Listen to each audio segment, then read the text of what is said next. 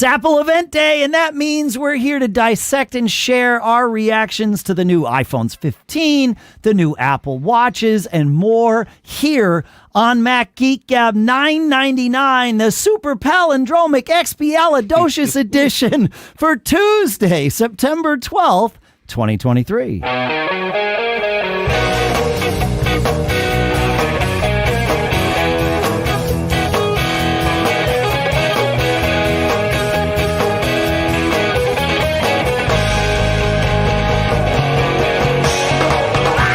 Folks, and welcome to Mac Geek Gab, the show where we usually answer your questions and share your tips and share some cool stuff found. But today we are doing things a little differently because, of course, there was an Apple event earlier on this wonderful September 12th.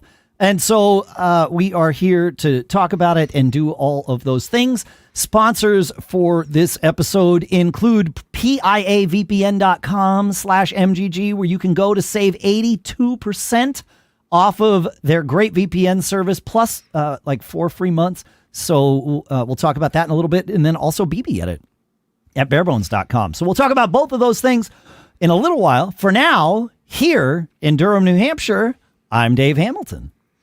And here in Longmont, Colorado, I'm Jeff Gamet. Thanks for joining me here on this, Jeff Gamet. This is, I know we've had you on for several Apple event reaction episodes, and so it seemed perfectly fitting to have you here for this one. Well, when you asked if I could be on, there was no hesitation. It was, I couldn't type yes fast enough because Awesome. Of course I want to be here with you doing this. Yeah, it's great. Pete was unable to make it today, so it is just the two of us for those of you listening at home. It's also an interesting episode for us. It is Mac Geek Gab 999, right? It is the last of the triple digits. It is the one of the most palindromic episodes we've ever had because it's all the same number, right? But what's cool is we actually get two palindromic episodes in the next 3 weeks because this one, because right? 1001 is coming up. You got it. Yeah, I know. Yeah, it's kind of crazy. So it's very cool. Congratulations. Thanks. Yeah, it's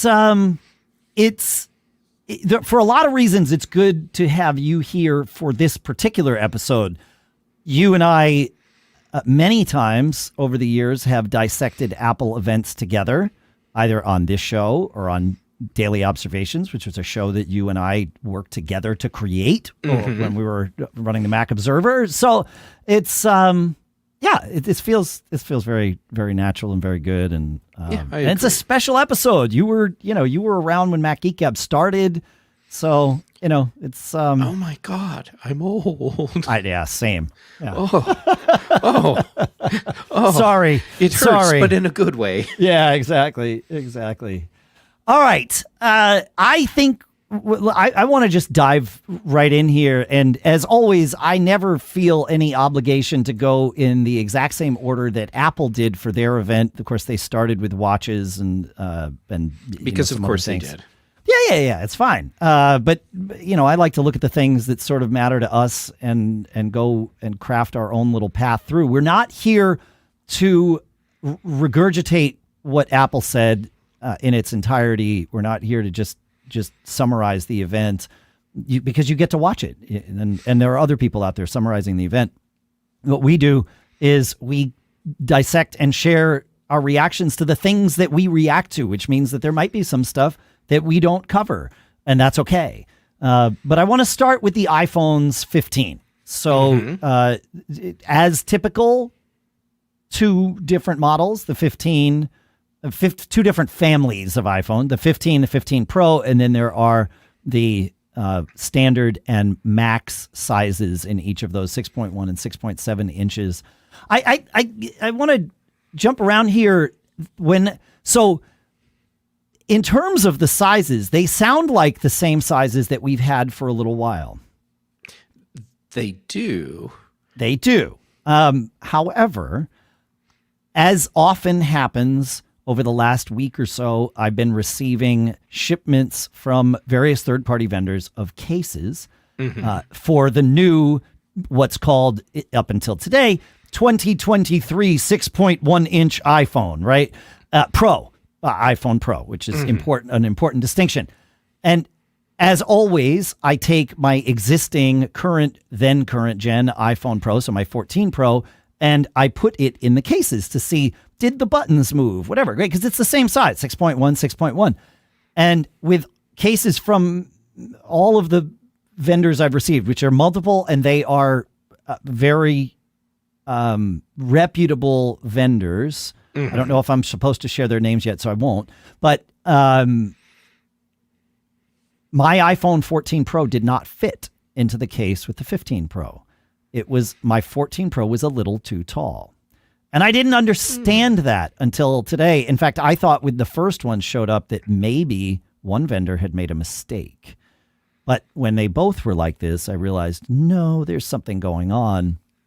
And jumping around, I think that it is because the 15 Pro, when Apple was announcing that it is titanium, they said, and that makes that allows us to make the case for the phone, not the case that you'd put around the phone, but the shell of the phone, the frame, a little bit thinner. And it was like, ding, ding, ding. Yes. So no, your 14 Pro case would probably cause the iPhone 15 Pro to swim a little bit in it and fall out. And so you probably don't want to do that.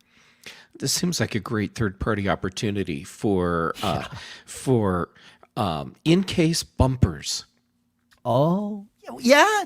You think people will sell, Adapto kits to make your 14 Pro case work with the 15 Pro? I don't think so. I think they want to sell you a new case. Yeah, they want to sell you a new case. Yeah. But I could see the company that's like, man, we just don't have the infrastructure to make cases, but we can take adhesive silicone strips and we can die cut the crap out of those all day long. I don't think it's going to happen, but I don't know. It could. As you say this is a perfect opportunity for a cottage industry, right? It's should be a low priced item that can be made, like you said, die cut or even potentially 3D printed, although, maybe it's simpler to just do the die cutting like you said. But yeah, I could see that. Like the all of the various continuity camera mounts that just come and go on Amazon. You buy one today and then in a few days, like that same one isn't there, but something very similar to it is. I could see something like this showing up. Sure. Yeah. My guess is it would screw up your MagSafe connector. Depending on I don't think it's right. Yeah, the thickness. It for me where it felt like it was too big was on the height of the phone, like the long edge of the phone from the top to the bottom. But we'll see. So I wanted to share that, but that's certainly not the most important thing to spend all of our time on. Let's talk about the phones. What jumped out to you on the iPhones 15 or 15 Pro?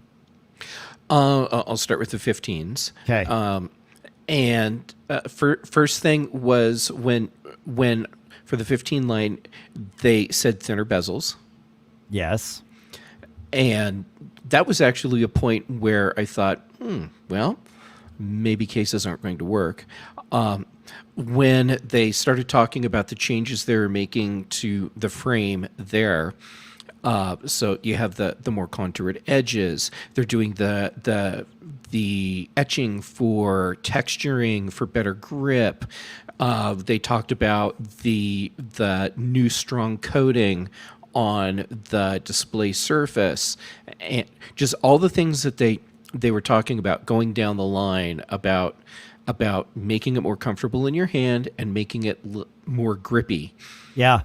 And what that tells me is that Apple really, really would love us to not put cases on our iPhones. I had the same feeling as I was, yes. And this is true. Like Apple really doesn't want us to put cases on our iPhones. I think that's especially true now of the 15 Pro, or may land better with the 15 Pro. Being made of titanium, people saying, well, titanium, super strong. Like, and B, gorgeous. Like maybe I just want to, and maybe it feels good or feels good or not feels gooder, feels good or feels safer in one's hand if like you said, it's been edged. The other thing that I noticed as they were talking about these, so the iPhone 15, right? It's got an OLED display, right? This is the non-Pro model, right? OLED display goes all the way up to 2,000 nits. If you're running HDR, it's 1,600 nits. It's got this whole new matte finish. It's got the ceramic shield on the glass. The cameras on the 15, regular 15, are quite impressive. 48 megapixel main camera, a telephoto using the center 12 megapixels of the camera. It's got auto portrait mode, which I have been seeing on my iPhone 14 Pro with the iOS 17 betas. I have seen it jump into portrait mode. So I think that we all might get that, or at least some of us might get that. All the night mode enhancements. And as they were going through that, and there's some other things I want to talk about too, and maybe we'll even come back to some of those that I just glossed over. But as they were talking about that, my feeling was they're describing a Pro iPhone here. They are selling this to Pro customers. In fact, they even said something like very early on, they said this is going to be a hit with our Pro users. They Yes, you're right. They did say that. And so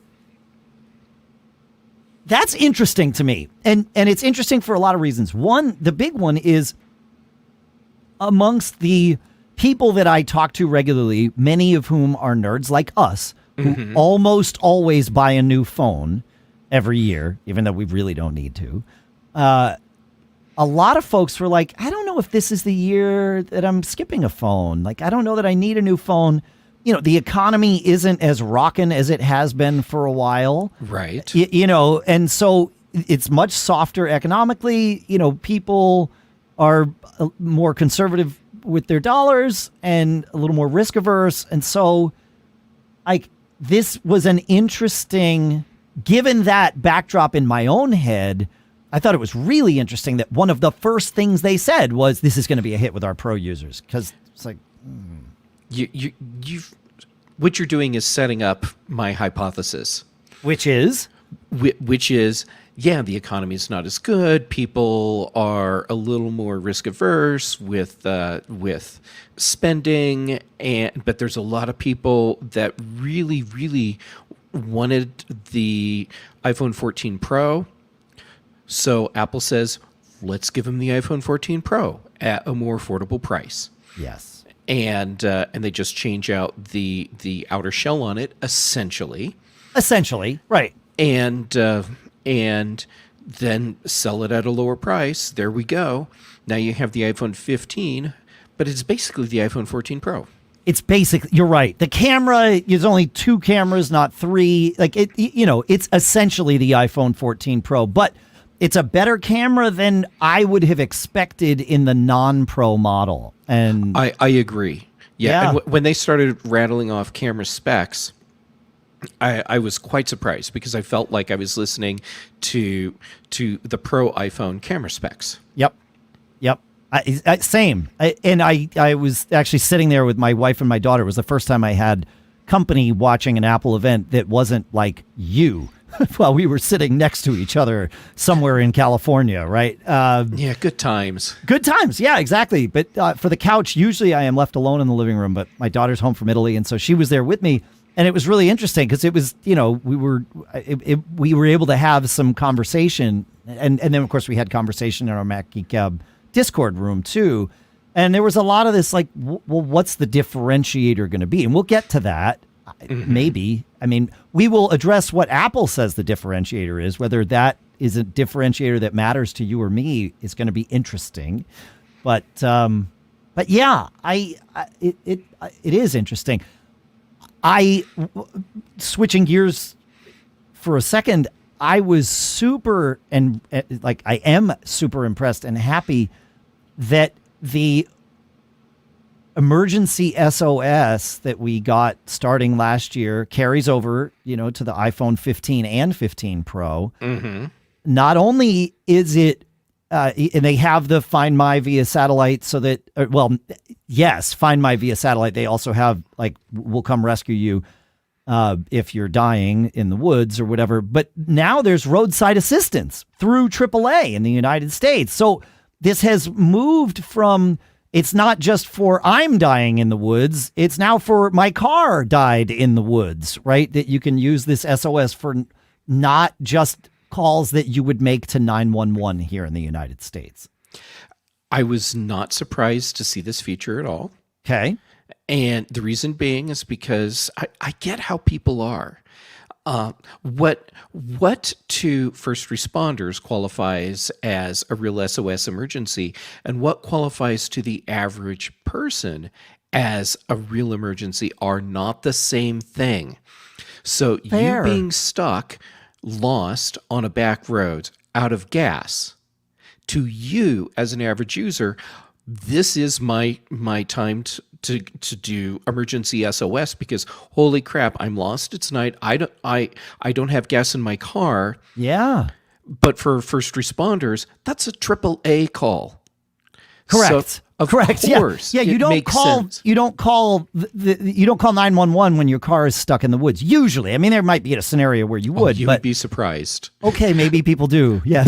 But this is great because Right. it will probably also cut down on those 911 calls that don't need to be 911 calls. Right. Right. Yeah. Exactly. Yeah. Also, calling 911 in those situations, well, it's easy to bag on people for doing that. You're lost somewhere, backcountry, you don't know what city, what county you're in. Fair. So what phone number, non-emergency phone number, would you call anyhow? So Fair. giving people the AAA thing, you've just solved that problem. You don't need to understand what jurisdiction you're in.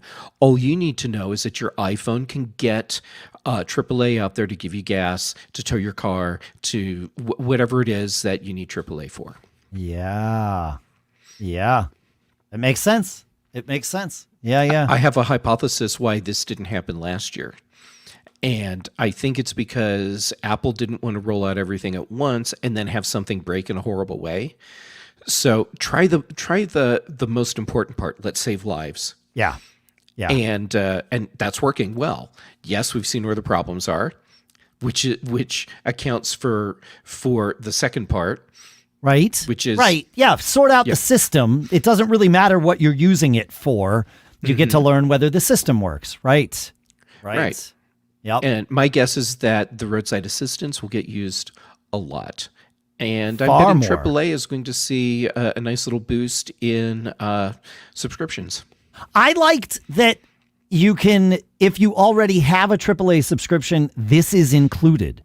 And if you don't, you can get a just via your phone, via your iPhone roadside assistance subscription, presumably priced somewhat differently, although I don't know what the difference is. So maybe it's just a AAA subscription, which is fine. That's fine. Yeah. Yeah. Yeah. Yeah. It's fascinating. So so we've got this camera in there, which I find fascinating. Even the front camera has true depth and autofocus. That's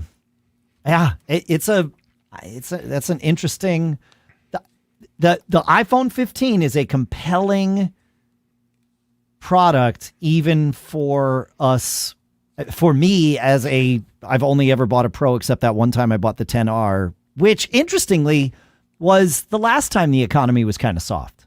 Oh, interesting. But I'm with you. I've always been a buy the Pro model ever since the Pro models were a thing. And I'm looking at this and I'm thinking, I need to actually really go through the specs and my needs and figure out what phone is the appropriate purchase for me. I agree. Yeah. I am very happy that both iPhones 15 now have ultra wideband in the Bluetooth chip, right? So that this now allows for Find My Friends to use the same sort of precision finding tracking that you get with AirPods, right? Where it narrows you down to a thing. One other thing along those lines that I believe will come with the iOS and Apple or tvOS 17 is that our Apple TV remotes, or Apple TV 4K remotes, have an ultra wideband chip in them to be tracked like an AirTag, and hopefully now it will be enabled, even though we've had this in our possession for a long time. This is criminal that it hasn't been activated. It's especially criminal. And when I say it's especially criminal, it's like it makes me want to commit criminal acts when I am looking for my remote, knowing that I have all the technology there except the software to help me find it. Yeah, I am so with you. I have refrained from committing any criminal acts, Jeff. I just want to make that clear. I laud you for your self-control. I appreciate that. Yeah. All right. So, and by the way, USB-C connector. I know we all kind of knew that was coming, but I kind of like it. Apple, like they set us up for this the right way, because we have USB-C on our iPads and our laptops, and we have MagSafe as well for our phones. And so it's the least worst time to do this, I think. Yeah, it's the least worst time to do this. For me, I was thinking about it. Oh man, what am I going to do about chargers? Blah, blah, blah. Sure. Wait, except in my car, I just put my iPhone on a wireless charger. Ah, right, the car. So in my car, yeah. I don't need to change out anything other than the cable. Right. So I'll just throw a USB A to C cable in there. Yeah. Because that's it. That's all you need to do. Yeah. And that'll be fine. Yeah. I think better way to say this. What I need to do when I have a moment, which we have not had yet, is to go through all of the USB-C specs for the standard and the Pro phones. Because I've had this nagging thing in the back of my mind for a while now. But ever since I accepted that, Apple actually is going to do USB-C instead of skipping it and doing something else, I've been thinking that they will have two versions of the spec, the one for the standard phone and the high power version for the Pro phones. Which they do in terms of speeds, at least in terms of... So we already know that? Well, in a sense, they talked about once they got into the iPhone 15 Pro land, they said, and the iPhone 15 Pro with the right cable will do 10 gig transfers. Okay, so I was probably typing something snarky on Mastodon at the time and missed that. Okay, so that confirms the hypothesis, now it can be a theory, that I had, which is that there will be different specs on the standard versus Pro phone. Is that enough to make someone feel like they need to go to Pro? If you're transferring large chunks of data wired to or from, more likely, from your phone, then you would want that fast speed. One thing that they showed, I mean, of course, taking 4K video off of the phone or whatever, of course, they also showed a scenario where someone was using the phone wired to a Mac and taking pictures that were going directly to the Mac, not even being saved on the phone. And which was cool. When you need the 10 gig cable for that too. So, okay. Yeah. Yep. So, yep. That would make sense. Yeah. We did, just while we're talking about cables, a lesson that we learned recently here on the show, which I will reiterate, is that in our tests, and I want to make it very clear that I am not saying the specs are the same because they're not the same, but in our tests here, USB4 40 gigabit cables work interchangeably with Thunderbolt 3 and Thunderbolt 4 40 gigabit cables. In so much as a USB4 40 gig cable will connect to a Thunderbolt device, including a Thunderbolt dock, and act like it is Thunderbolt. Now, I know that the Thunderbolt stuff is held to a tighter standard in terms of you have to have it reviewed by Intel and Apple and the Thunderbolt consortium or whatever. You don't have to do that with a USB 4 cable, or you can do it with the USB consortium, but you don't have to. But as far as just doing it, the USB4 40 gig cables, which are less than half the price of a Thunderbolt 4 cable, will work just fine in our tests. That's good intel. Yeah. Now, if I were relying on this for a professional workflow, I'd probably just spend the extra money and pay the Thunderbolt tax. But well, sure, it's also a business expense at that point. Bingo. And, yeah. But for throwing things in my travel bag that A, are going to get beat up, and B, I need to have work with all the devices that I have, those USB 4 cables are my go-to now, because I can just replace them when they start to flake out, and I'm not treating them like they're, flexible gold or something. So, do you have a favorite brand? I'm asking not even for a friend. I'm asking for me. Yeah, there's notes. I will find the episode where we recently talked about it, and I will link it here. I listed the cables that I bought, but I intentionally bought some cables of brands that we've never heard of before. I bought OWC and Cable Matters, right? Mm-hmm. And those all worked as they were supposed to. And then also I bought the cheapest Amazon would sell me cable, sure. And that also worked. So okay, yeah, that's actually awesome. Yeah. So, of course, Thunderbolt 5 was just announced, as someone in our live Discord chat, as Brian Monroe in our chat tells me. So that'll change everything. Maybe, or maybe not, because you can get USB 4 to go way faster than 40 gigs. So maybe it's all still the same in terms of the cables. Devices are different. I'm only talking about cables here. But anyway, so for my car, I might wind up buying just some cables that'll do anything, and that way if I need to connect my Mac to a monitor, it's well, I know that this cable's capable of that, and right? I'm good to go. Yeah. Yep. And keep in mind, when Intel announces new Thunderbolt, that doesn't mean they announce that something. And I haven't read any of the stuff on Thunderbolt 5 yet, but just because Intel announces it doesn't mean that it's available for products today. Oh gosh, no, or this year. It'll be quite some time, I would imagine. Yes. Yeah. What else about the iPhone 15 Pro? What other differentiators did you notice? One of the things that, okay, I just have to address it because it's a thing for me. Yeah. And it's getting rid of the mute toggle, physical toggle switch, and replacing it with the action button. There are so many reasons why this makes sense. Okay.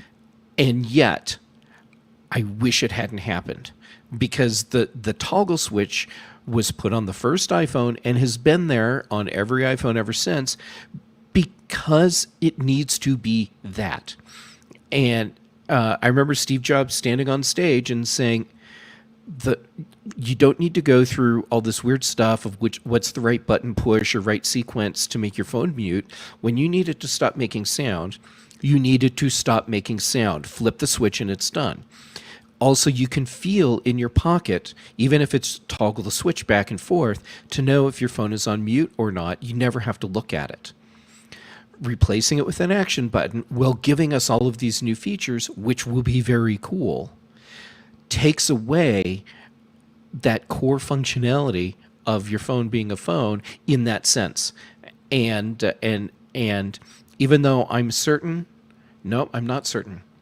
I was going to say, even though I'm certain I will adapt to the way it works, I don't know. For me, that switch is something I use multiple times every single day, and I am not exaggerating that at all. And the fact that I know the sound state of my phone without ever having to look at it is a key thing for me. And with the action button, you will lose that. That is true. You won't be able to just feel your phone with your thumb in your pocket and know, is it muted or is it not muted? Mm-hmm. I will give you that. I wonder if you are in the majority or the minority. My guess, and this is... I guess I'm in the minority. I think you're in a very, very small minority, in terms of this, because I think most people leave their phone ringer on mute 100% of the time, or near 99% of the time, except those rare scenarios where it's like, no, I need to know, like there's an important phone call, whatever. But other than that, I think most people just keep their phones in that muted state, and therefore that switch becomes all but useless. Yes, and I agree. If that's the case, then I need to suck it up and move on. Well, I think even if it's not the case, you still need to suck it up, Jeff. Yes. Yeah. Yes, this is true. I just like it less. No, I get you. Okay, so we've touched on one of the things, and that's USB 3 speeds, 10 gig USB speeds, just to be very specific. That's one differentiator between the 15 Pro and the 15. Another, of course, is the chip. The 15 The has A17 Pro chip, 3 Correct. nanometer. That's right. Yes. It seems a little faster. The neural engine is a lot faster, double the speed if my notes are correct. The GPU is 20% faster. The CPU is 10% faster. One of the big benefits of the faster neural engine, and it comes to both the non and pro version, is that more of the Siri things happen on device. Yes. And so you're able to do more, especially things with health and all that. So, like, that's fine, but that's not a differentiator. That's a nice feature. Their whole thing, other than, like, really high-end photography or videography, seemed to be, if you play games, the 15 Pro is the best handheld game device you could buy. I thought that was so weird that was the angle. Thing. Yeah. What a niche use. I mean, you're really pushing other than, but you don't get titanium and you don't get an always on screen, which is kind of a bummer because the 15 has the OLED screen. Right. It's got the A16 Bionic chip as the 14 Pro. Like it should be able to do always on. I have a hypothesis on this also. But it doesn't. Yeah, go ahead. Okay. So when you look at what we get in the 15 line, not the Pro line, it's basically the 14 Pro. Yeah. So then you go to the Pro line, and you have the 15 Pro and the 15 Pro Max. So what sets the 15 Pro apart for most users? Exactly. It's the 15 Pro Max that's different. But only a little bit, right? It's got the 5x zoom instead of 3x zoom, but that's it, right? Yes, but it's also the one that lets you do the spatial videos. I think okay, so we haven't talked about this, but there is a way to do spatial videos. I thought that was both Pro models could do spatial videos. Oh, if it's both Pro models, then that totally knocks my... Someone will correct me if will tell us which one of us remembered it correctly. Yeah, I thought it was just the Max. I didn't think so. I thought it was both Pro models. You turn it in portrait mode. Sorry, you turn it in landscape mode. And then the two cameras at the top now take a stereo video that can then become a spatial video. Yeah. Right. Totally targeting Vision Pro. Yeah. You can't watch it on the phone. I mean, you could watch it, but it's going to be 2D, but then you could go watch it on a Vision Pro. So in order to take advantage of that, you need to spend the extra cash in addition to the 15 Pro on the Vision Pro. So. But it's smart because if you want people to use Vision Pro, giving them the ability to make content that they can look at on the Vision Pro is important. Yeah. All right. So assuming for a moment, I think that is correct because I take little screenshots as we're doing the thing, and if you're watching the video, you'll be able to see this is a screenshot I grabbed from the keynote. That is that when they show, like, they're at the end of the segment on the 15 Pro, they put up this screen that shows all of the features in like a little grid, and it's laid out nicely. And this is for both Pro models that it talks about. And it says Wi-Fi 6E, by the way, that non-announcement. So there you go. It shows USB 3 it shows 5x telephoto, and on that it specifically says on the Pro Max. On the Pro Max, right. But then right next to that, it says spatial video without that. Without a distinction. So, yeah. Okay, well then, in that case, this causes, I think, a product lineup problem for Apple. Yeah. For the 12 Pro, not 12 Pro Max. The 12? You're talking a 15 Pro. Yeah. Okay. See, here's the funny thing. There's a 12 Pro Max sitting on my desk right now in front of me. Okay. The 15. Yes. The 15. Yeah. The 15 Pro versus the 15, because the 15 is basically last year's Pro model in a different case. Yeah. Unless you need the cameras. If you being able to do 24, 28, 35 millimeter spatial video. Yeah. Where does the 6.1 inch 15 Pro fit into the mix anymore? It almost doesn't make sense for me. If you're going to go Pro, it's feeling to me like at this point you need to go Pro Max, and if you're not going Pro Max, then go with the standard. Yes. Yeah, that's interesting. That's yeah. It's crazy. I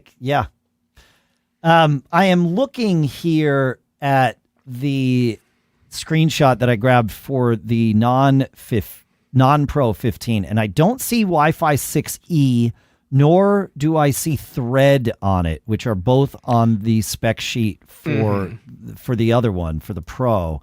So maybe that's a differentiator. I don't know.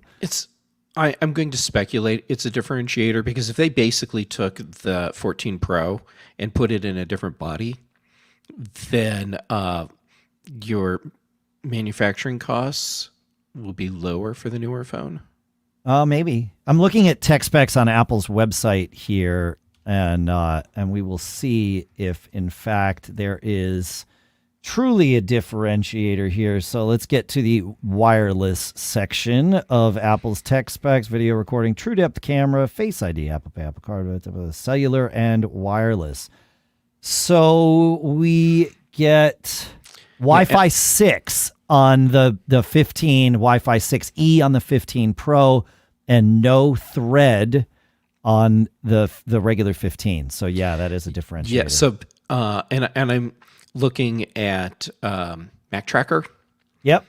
And the specs that I'm seeing for the 14 Pro. Yes. It's basically the same as the 15. What I just read. Yeah.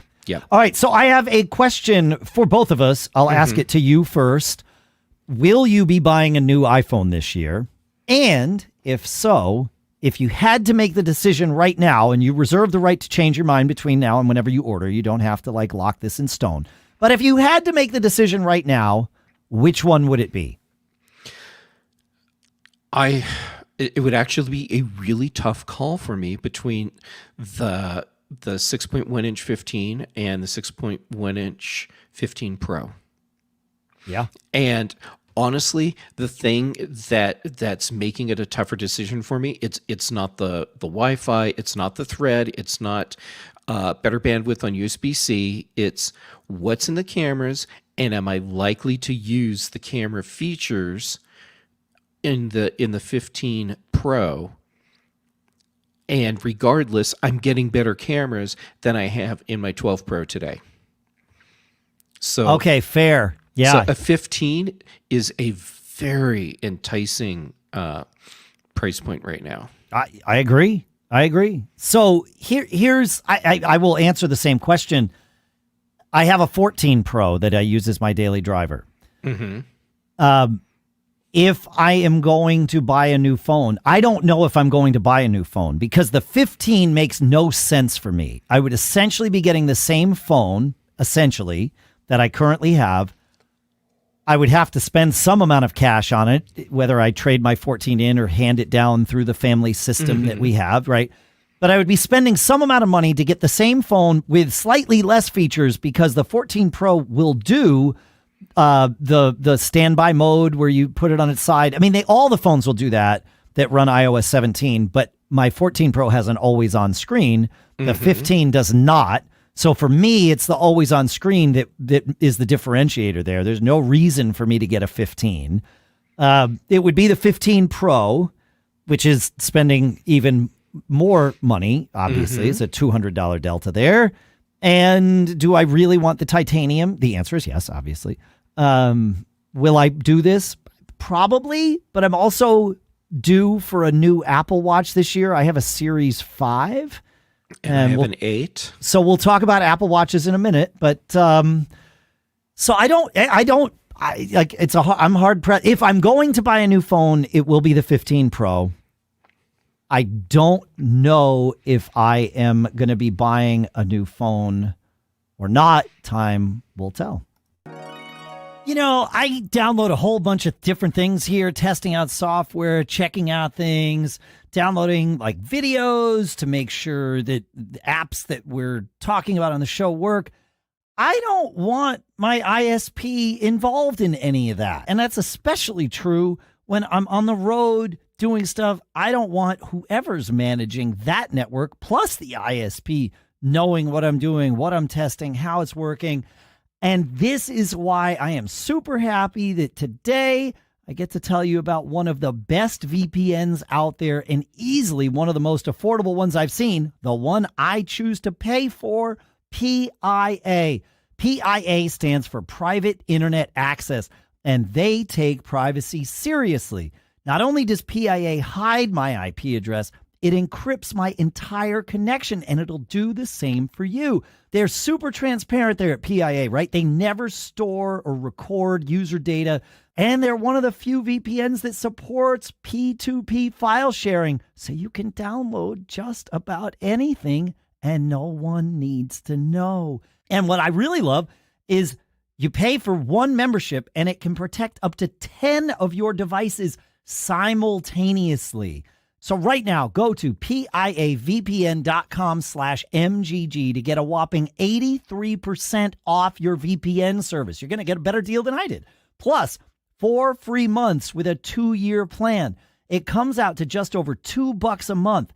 And there's a 30-day money-back guarantee. So that's piavpn.com/MGG for 83% off private internet access. piavpn.com/MGG, and our thanks to PIA for sponsoring this episode. Next up is BBEdit, one of my favorite apps. It's running all the time on my Macs because I use it so often for so many different things. For example, I will use BBEdit when I need to count the words in a document, right? Like I'm filling out some form. I need to be efficient about it. You know, those customer service forms, and they're like, oh, you get X number of words or X number of characters, and you got to describe something efficiently. Well, BBEdit is a great way to see what you're doing. You can kind of rearrange and move things around and like, okay, great. So it's good for that. It's good if I need to compare 2 bits of text, and I can do it from the terminal too to compare 2 documents. It's awesome. Also, that's like what I would call the non-nerdy stuff, although that's kind of nerdy. But then it gets even nerdier when I'm doing coding, right? And I'll use BBEdit to do all of my coding because it makes it so nice to see. It highlights my code. It figures out what language I'm in. It does this automatically. And then it kind of highlights functions in ways that make it easy to visually represent it. I can twist closed functions or definitions of things so that I can see them or focus on them. It's really fantastic. Does all of this great stuff. They've now got a repeat last command, which is very convenient. Got to check this out. Go to barebones.com. They've got a fantastic trial period that you get 30 days. And there's a fresh eval period now for anybody out there that has pre-14 versions who were running in free mode previously.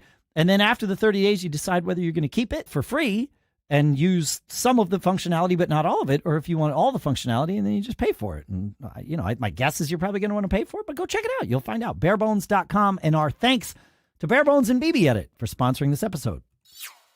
All right, before we get to the Apple Watches, I wanted to share something that I saw on Apple's website, because all these new phones that we just talked about will be running iOS 17 as their baseline. Mm-hmm. And many of our phones will be able to upgrade to iOS 17.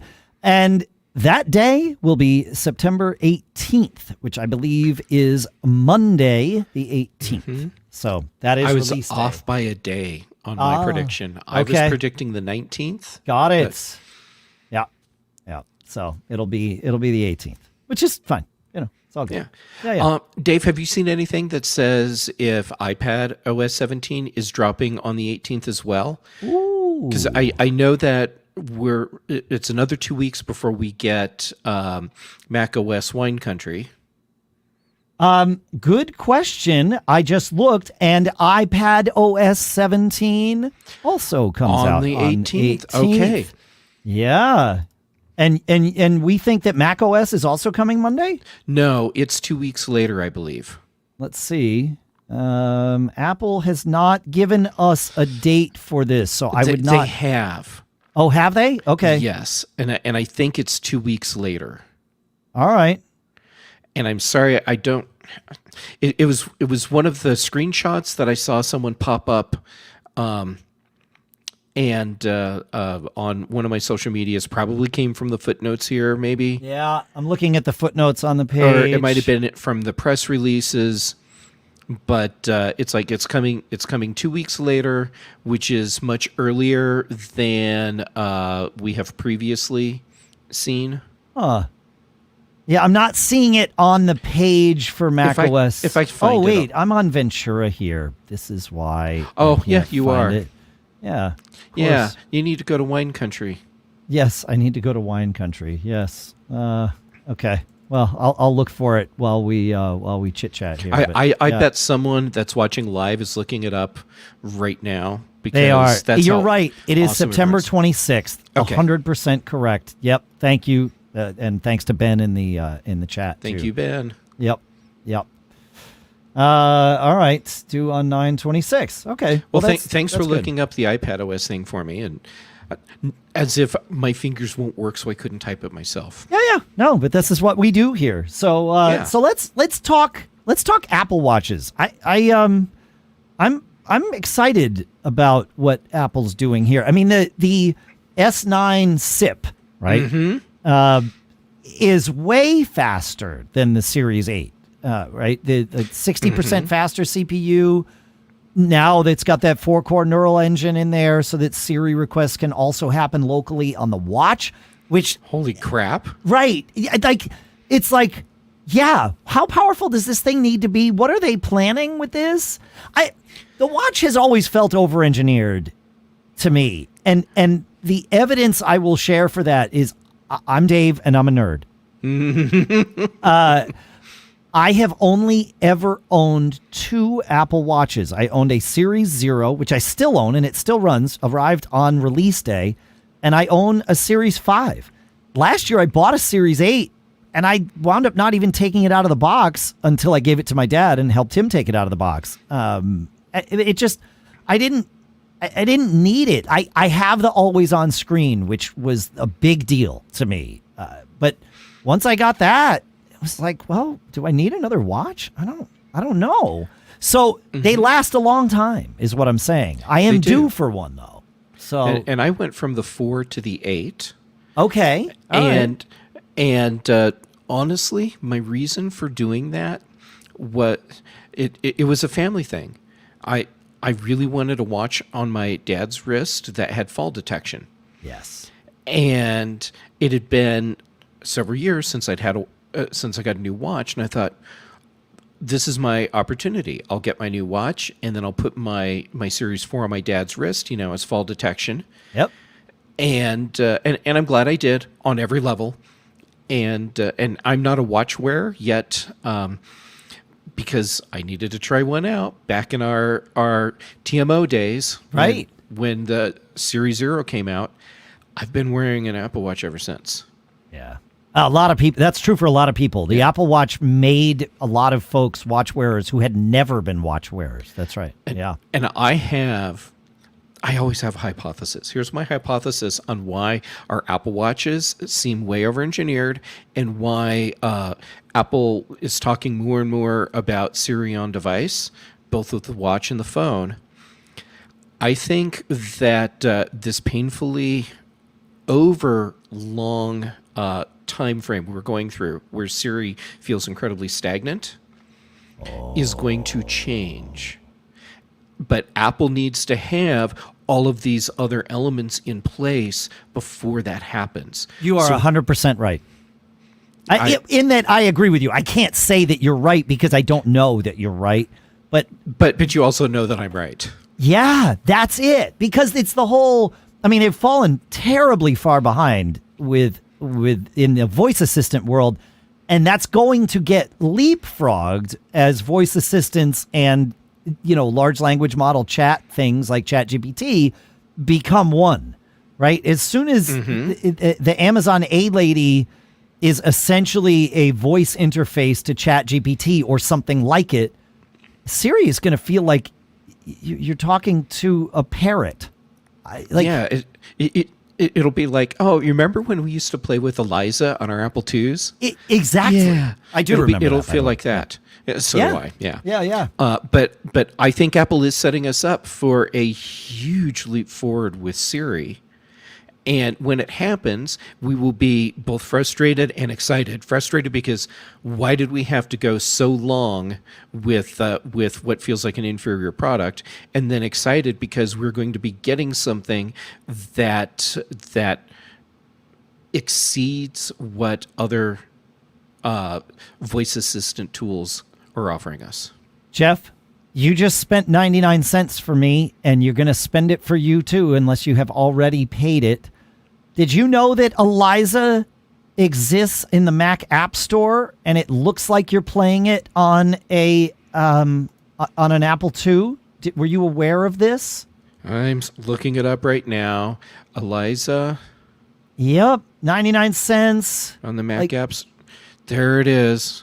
Oh my God, they even have the dual floppy drives sitting there in the icon. And buy. Yep, there it is. So anyway, I just went to put it in the show notes, and the first thing that came up for Eliza was the Mac App Store. I'm like, why is it showing me that? Like, that doesn't make any sense. And it turns out it makes good sense. Yeah. It's downloading even as we speak. Yeah, so everyone, go get Eliza so that you can get your practice in for using Siri up until we get the big change, whenever that comes. This is interesting to me because I have noticed, it has not been intentional, although my guess is you folks listening might have noticed, the last few episodes have included what I will call nostalgia segments. Pete has asked me questions, maybe Pete's doing it intentionally, but where we've sort of gone down memory lane a little bit here and there. I only thought about it this past weekend when I was like, oh, we are coming up to show 1,000, like, maybe that's why I'm feeling more nostalgic, or maybe that's why Pete's leading me that way. You just introduced today's nostalgia segment, and so I'm channeling my inner Pete for you. I appreciate that. Yeah, I'll make sure Pete knows. But yeah, interesting. So anyway, back to the Apple Watch. Out of the nostalgia here. I'm terrible with the nostalgia. Like in moments, I embrace it, but then I really just kind of want to move forward because that's how I am. I'm impatient. I like this watch. I love how Apple has yet again taken something from accessibility that people have used and sort of like found ways to make part of their lives. People that don't need it for its intended accessibility use, people that are regularly abled instead of differently abled, using some feature, and then Apple just brings it to the forefront. And of course, I'm talking about what we used to call assistive touch, I believe, and is now the double tap. Double tap. Yeah. Yep. To me, that's the killer feature on the new Apple Watch. But is it only on the new watch? Like, will we get it with the new watchOS on older watches? Because they can do it. I thought it was just I think you're right that it's so. I think the assistive touch version, of course, that stays. Yes, but then the additional things that it does, that will be just on the Apple Watch 9, which tells me that they've probably refined the sensor. I'm sure they have. Like, yes, it always involves that. Yeah. So. I think this is great, and if you didn't see it in the keynote, it's a thing where you on your watch-wearing hand, you tap your forefinger and thumb together twice and can cause the watch to do some different things, which is cool. Yeah. It's very cool. And watching the types of things they were doing, I'm like, oh, I want this right now. Yeah. Taking pictures when you're using the camera remote, answering or hanging up calls, muting things. Yeah. So they did say something interesting. They said available next month.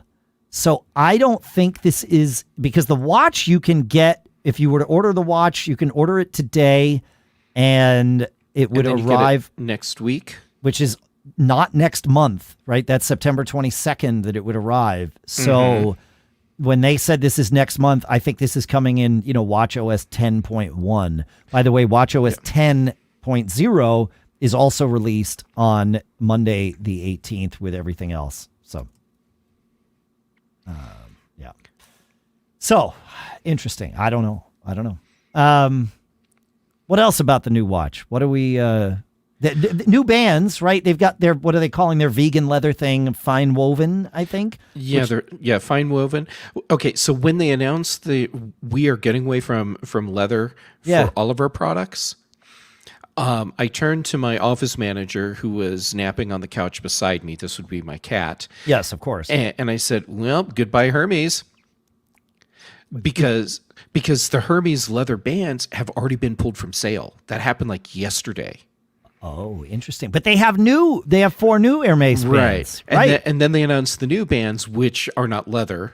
Right. And I was like, oh, okay, well, that makes sense. But I was thinking, yeah, if you're going to go with Hermes, you want leather bands.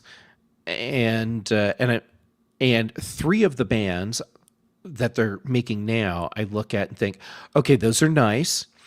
And I feel like there's kind of a Hermes thing going on, but then there's the one that's the kind of silicone-y kind of one, the plasticky one. Yep. And that does not feel like a Hermes product to me at all. I'm curious to see what it looks like. It like on a watch, because it might be like, it might wind up being like one of those things that Hermes creates and then it becomes iconic because they created it. Yeah. It redefines what we think of when we think Hermes, like a Birkin bag or, what I don't think these watch bands are going to be like in quite as short supply as a Birkin bag, but that sort of thing. I only learned about Birkin bags this week, and it's because my 23-year-old daughter is home and she's obsessed with fashion. So that's now. Yeah. My nieces taught me all about Birkin bags. Okay. Yeah.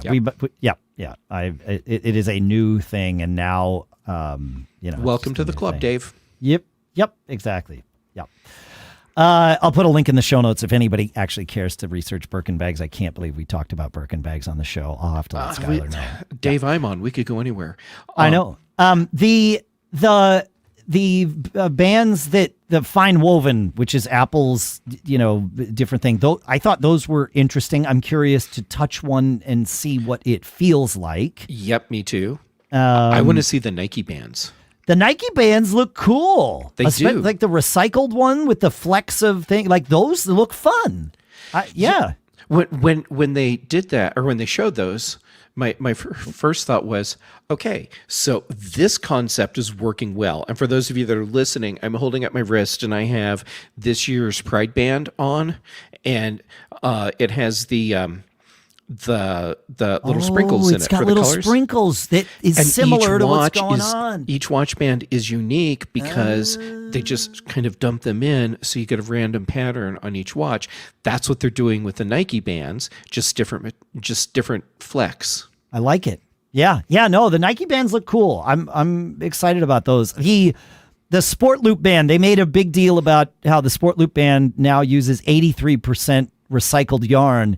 And my first thought was, what about the Amazon knockoffs? Like, are they also going to use 83% recycled yarn? I have a theory. I would love to hear your theory. My theory is 100% yes, because those Amazon knockoffs are made in the same factory. I think. I think it's, they sell out the front door to Apple for 10 hours of the day, and then for 14 hours of the day, they sell out the back door to an Amazon distributor. That totally makes sense. I love this theory.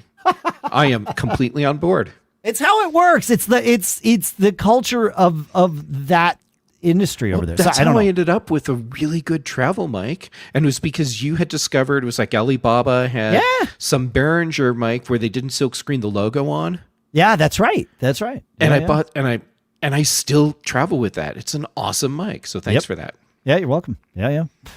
So I'm excited about I like what they're doing with the watch. The chip in it makes a big difference to me. Before we answer our would we buy one question this year, I want to talk about the Ultra because I think that's part of this question, because chances are we wouldn't buy two watches, although we're nerds and I accept that. So let's talk about the Ultra, right? It also has the same chip, right? The S9 chip in there, which means the on-device Siri, the double taps. Both of them have ultra wideband, which makes the finding of things easier. Both the finding of your watch and also the finding of things using your watch is now, as long as they all have ultra wideband, which is great. The brightness of the Apple Watch Ultra 2 now goes up to 3,000 nits. That's 50% more than even the regular Apple Watch, which is super bright. Dual frequency GPS. They've got that, they call it the modular ultra watch face that it goes like edge to edge and has every gizmo and gadget you could possibly imagine on there. I've been tempted by the Ultra. I put one on my wrist. I think if I remember correctly, you are someone with small wrists as well. I think mine aren't quite as small as yours. Yeah, and I actually wear the smaller Apple Watch. Right. And even though I could wear the bigger one, I don't like wearing watches. Right. So I want it to be as small and light as possible. Sure. Well, the new Watch Ultra is somewhat lighter because it's now 95% recycled titanium or whatever. So, like they said, that it's a little lighter. Maybe I misunderstood that, but I'm tempted. I've worn the Watch Ultra. It is chunky, but not too big for me. And I am also someone who wears mechanical watches, which are sort of naturally chunky, especially in automatic, because it's got to have the little winding, whatever they call it, the counterweight in there. So I'm used to chunky watches. I like chunky watches. So the chunkiness of the Ultra does not bother me. And I'm toying with the idea of just going with the Ultra 2 this year, but I don't know. What about you? Is there anything about the Ultra you want to talk about, or do you want to answer this question here? I'll blend it all together. Great. First, I am completely the demographic for this watch. Interesting. Just straight up, because it's designed for people that do a lot of outdoor activities. Yep. End up in places where you're not going to have a cell signal, where places where you get weird weather changes, you have big altitude changes. It's like everything about this watch says, oh yeah, Jeff probably already owns one, and I don't. And the reason I don't is because this would be a secondary watch for me, and I can't justify having two watches, right, or two Apple Watches, because it's too big for what I want for daily use. That's fair. Yeah. That said, holy crap, what they're doing with Ultra 2, I mean, this is a really, really cool watch. And the titanium, we should talk about titanium for a minute as someone that does a lot of outdoor stuff. If you haven't had side-by-side comparison between the regular thing, which is like stainless steel or aluminum or whatever, and then the titanium version, you don't get it. It's like it feels like it can't be real, like it's magic. The difference with the titanium, because it's stronger and it is so much lighter. Yeah. So the whole titanium thing, to me, is very compelling. It's actually one of the things that's very compelling about the iPhone Pro this year too. Titanium body. Yeah. But the screen brightness, when you live in a place like I do, where you're higher altitude, you have more glare, it's just brighter in general. A brighter display makes a big difference. And it has the dual GPS. So if I'm interpreting that correctly, as someone that's done a lot of GPS stuff in the past, that means that it's acquiring two signals simultaneously. Yes, I believe that's correct. It's not just the one. And then, normally you would have like what we've had traditionally in the watch, and I think some of the phones, although I believe it's changed over time. Someone will clarify this for me, please. But is that you have one GPS receiver, and then it also uses the cell tower triangulation to sort of be the secondary, secondary location data point to give you accurate location data. As you point out, the Watch Ultra is built for folks who are not near a cell signal, and so you need that second GPS receiver now actually makes a big difference. So. Yes, and it's the setup for what I think is coming next for Apple Watch Ultra. Okay, so with one signal, what it does is the watch gets a lock on a single satellite, and now it's tracking the position change of the satellite relative to you, and then it uses those different positions of the satellite to pinpoint your location. Right. It's slower, not as accurate, but it's way better than not having anything, and it's still pretty accurate. Yeah. You get two, and now it's using the two satellites simultaneously to locate your position, and so you get much faster acquisition, and you have much higher accuracy.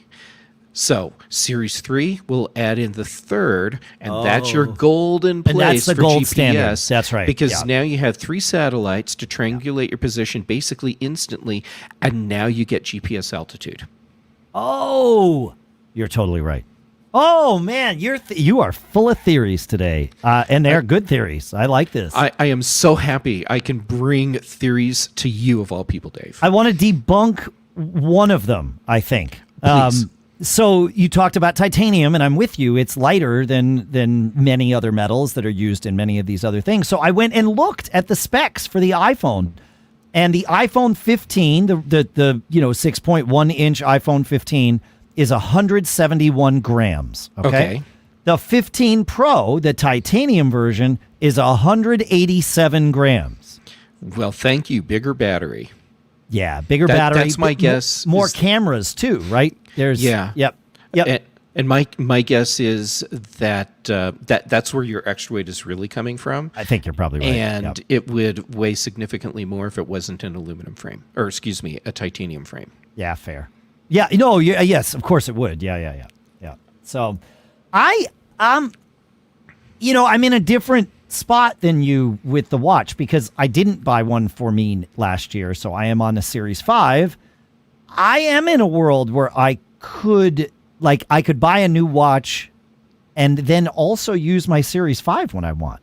Right? Like, see, this is a totally legit way to do the upgrade. And and I could do the same thing. My Series 8 is awesome. I have no need to replace it. You don't need, that's the thing. But if I wanted to supplement it, yes, this would be the way to do it. And supplementing 1 year after you bought your most recent watch, or 4 years after you bought your most recent watch, are different economic, or at least different psychological games that we play with ourselves. So yes, they are. Yeah. All right. I have one last thing to share before we take off here for this week, and that is that Apple mentioned this in the keynote, but they also put out a press release about it to make it very clear. There is a new case that is included now with the AirPods Pro 2nd generation, and that case now has USB-C.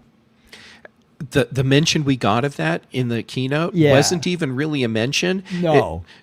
But it was there, and if you weren't paying attention, you wouldn't have seen it. Nope. Because they said you can use that same USB cable to charge, and they listed off everything. And hey, check it out. There's an AirPods Pro case. There's an AirPods Pro case. And I'm like, I don't think that's how it is, but sure. Okay. So, yeah, there you go. That's all right. So, Dave, now the next question is, can you buy the case separately? Oh, I see. This is, let's see, shop accessories for AirPods. Hang on. Let me pull this up for us all to see if you happen to be watching. So I am looking at accessories for AirPods. No. Second generation USB-C. It's right there for $249, but I don't see But no separate case. headphone accessories, maybe? Let me see. Headphone accessories. I can buy a case for the case. I can buy a case for the case and another cushion for the case. Wireless charging case for AirPods. Okay.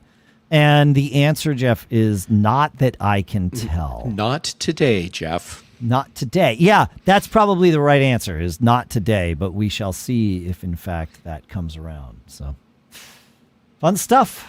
Thanks for doing this with us. I think we've dissected everything. Is there anything else on your list before we say goodbye to one another and everyone else? Super fast. I like that that they're okay making it a big commercial and having fun. That's the way the keynote should be. Yeah. And I thought the pacing of this one was much slower than what we've seen previously, and that's what told me, oh, we're only getting watch and iPhone. There is no, and by the way, we have more to talk about with the Vision Pro or whatever. It was like, no, they obviously spent a lot of time talking about their Apple 2030 environmental. That was a big thing. Yeah, that was a lot of time to do that whole. It was a nice way to sort of poke fun at themselves for their obsession with including this in keynotes, to do the whole Mother Nature thing. That was cute. It was cute, and I thoroughly enjoyed that. They owned it. Like they're like, yep, we know, we talk about this. Let's have some fun with it this time. Thank goodness, But that made it last way longer than just somebody throwing up a slide and saying, "Here's all the things we're doing. Thanks, bye." Now on to the good stuff. So. But now people are going to be talking about Apple's environmental initiatives a lot more than they otherwise would have. That's right. Oh, and one more thing. iCloud Plus adds 6 terabyte and 12 terabyte plans. Yes, I saw that. To the mix there. So that's good. That's good. You can buy. So listener Ben in our chat says you can buy a replacement AirPods case for $89 US, and perhaps that would be one with USB-C. Okay. So yeah. Okay. Yeah. That would be if there is a path to it, and that should be the path to it. That's sense. how you get there. Yeah. And I like that the iPhone Pro, I think it's only the iPhone Pro, can charge AirPods or Apple Watch from its USB-C port. Right. The charging of the watch, that's kind of nice. That's a nice differentiator. Yeah. Yep, it is with USB-C. Ben confirms. So yes, you can buy an AirPods Pro 2 Gen 2 case with USB-C for $89 to replace your one with Lightning. Okay. Thanks for looking that up, Ben. That's amazing. Thanks for hanging out with us, Jeff. Thank you so much for doing this with me. I love this. So Dave, thank you so much for having me. This is so much fun. Tell people where they can find you if that's not something that people would have already done. For those of you that haven't found me yet, on social medias, Gamet. Right now, mostly Mastodon and Instagram. Other shows I'm doing right now, most Tuesday evenings, that means later tonight, Chuck Joyner's Mac Voices Live. I bet we'll talk about some of the same things. Thursdays on Dave Ginsburg's In Touch with iOS. Then on the British Tech Network, I'm hosting The Big Show on Thursdays, The Mac Show on Fridays. And Dave, you remember this guy, Brian Chaffin? Mm-hmm. Yeah, Brian and I, we do a show called The Context Machine, and it's a pretty safe bet we will probably find something out of the keynote to talk about this week, too. I am eager to hear how the two of you dissect this, because my guess is it's going to be a very different set of angles than what you and I just went through here. I am certain it will be we'll come in from a completely different angle. Yep. Fun stuff. Thanks for hanging out with us, folks. Thanks for checking out our sponsors, of course. You can find them at macgeekgab.com/sponsors. Of course, PAAVPN.com/MGG and barebones.com. Thanks to CashFly for providing all the bandwidth to get the show from us to you. And thanks to all of you for listening. 999 episodes, man. Congratulations. I know. Thank you. It actually does mean a lot. It really does. It really does. It's kind of amazing. Yeah. Jeff, Do you have 3 words of advice to share with our friends before we say goodbye to the 3 digits? I do, in fact. Don't get caught. Made on a Mac.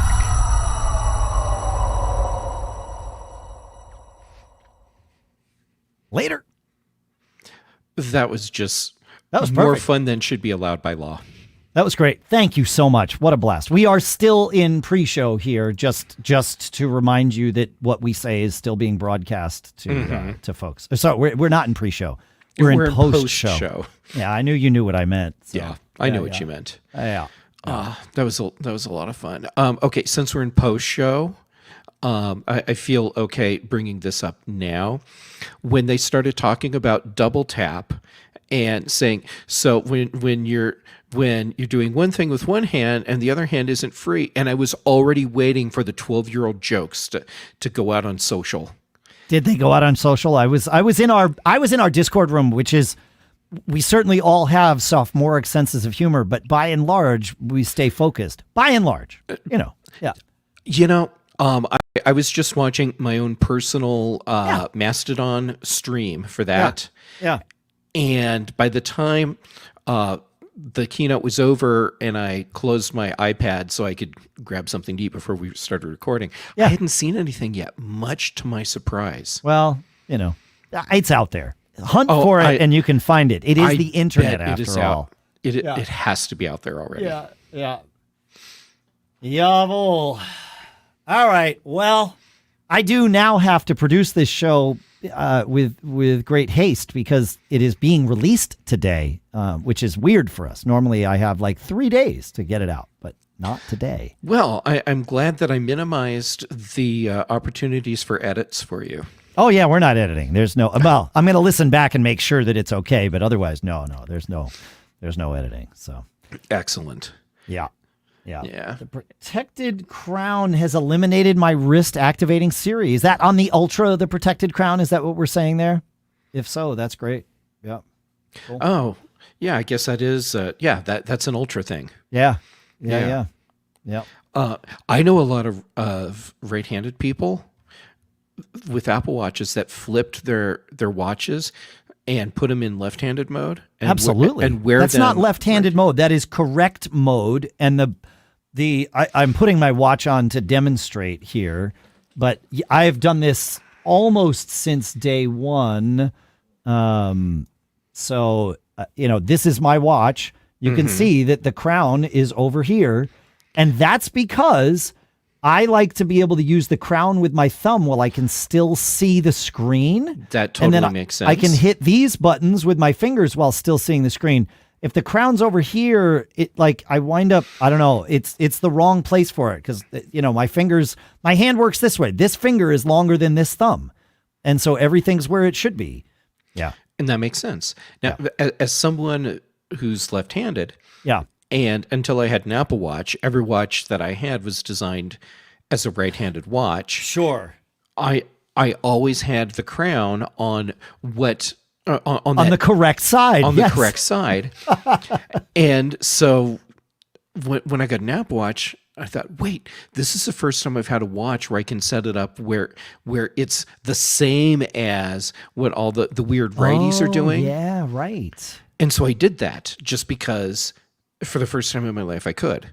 Yeah, right. Of course. Now, realistically, I'm thinking that I would probably be more efficient with the crown and the button if I flipped it back.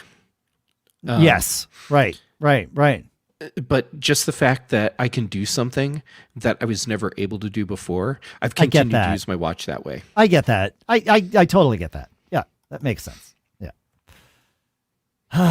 Fun stuff. I like this. This was this is awesome. Yeah. Dave, Hi, love Pilot that. Pete.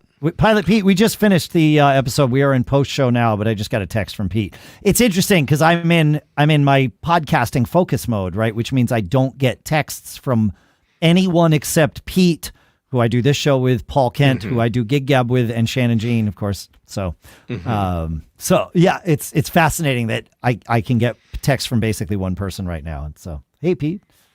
Yeah. Hey, Pete. Yeah. Isn't it cool that even after all these years, we are still in a place where we can get excited about announcements like this. I love it. Yes. Yeah. I mean, that's the reason I still do this show. It's candidly, right? I mean, I like helping people. Like, I know the show's not about me. It's about everybody who listens, right? Like that I figured out a long time ago. But I like, if I wasn't excited about the tech, why would I mean, no one would want to listen to me. I wouldn't think. I agree. And I'm not talking about you specifically. No, in general. In general. Yeah.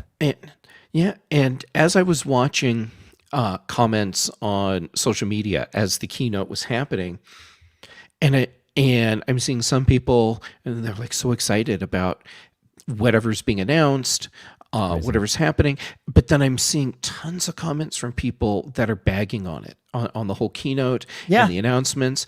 And I'm thinking, if this isn't making you happy, and it's making you so unhappy that you feel compelled and justified to act like this publicly, maybe you shouldn't be involved in this. Just don't do it.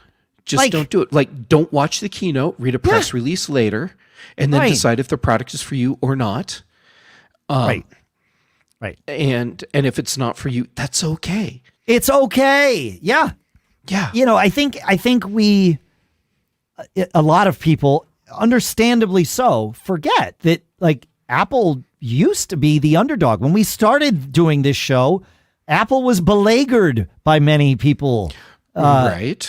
That was the definition. You know, if you looked up beleaguered in the dictionary, it just had the Apple logo. That was it. But and then was a like these step-by-step products guide on giving the money back to the shareholders. Right, exactly. Like, there was a time where it was like that would have been the right thing to do from a financially responsible CEO. But Steve Jobs was like, no, we're going to do this, and he was right. He did it with the team. I mean, it wasn't just him, but it certainly. I don't know that it would have happened without him. So, but Apple's products were by nature of their presence in the market, not for everyone. It wasn't that the most popular phone or computer or whatever was Apple's. That was, I was shocked. I was on a Mac Voices with Chuck Joyner, Allison Sheridan, I believe, Maria Langer, I believe, was there, and Dan Porhadi was there as well. Dan was either in college still or fresh out, but I think he was in college. He was writing for Macworld as well, and talented writer, like, absolutely deserved to be there.